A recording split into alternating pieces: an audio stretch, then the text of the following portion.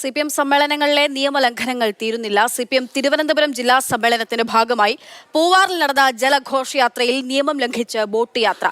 Life jacket ഉപയോഗിക്കാതെയും ബോട്ടിന്റെ ബോണറ്റിൽ കയറിയുമാണ് യാത്ര. അപകടകരമായ യാത്രയുടെ ദൃശ്യങ്ങൾ മാതൃഭൂമി ന്യൂസിന് ലഭിച്ചു. മന്ത്രി മുഹമ്മദ് റിയാസ് ഉദ്ഘാടനം ചെയ്ത പരിപാടിയിലാണ് നിയമലംഘനം.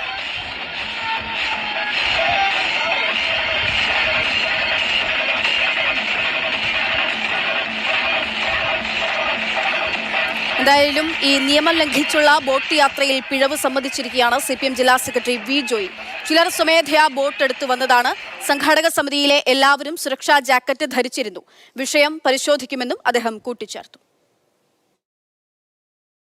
വളരെ ആകർഷകമായിട്ടുള്ള പരിപാടികളാണ് കോവളത്ത് സംഘാടക സമിതി നടത്തുന്നത്.